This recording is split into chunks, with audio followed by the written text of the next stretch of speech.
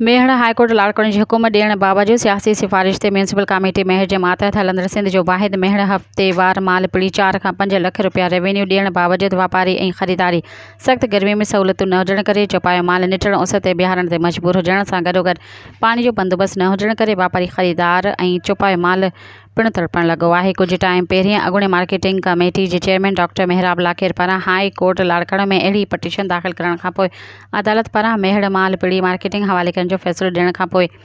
अॻूणे marketing committee जे chairman ऐं PP तालके महर जे जनरल सेक्रेटरी डॉक्टर मेहराब लाखेर खे पीपी जे चूंडियल नुमाइंदनि तोड़े पीपी जे ज़िले ऐं तालके जे उहिदेदारनि पारां मुसलसल नज़रअंदाज करण जो पिणु मुख़्तलिफ़ वक़्तनि में ख़बरूं साम्हूं आयूं आहिनि।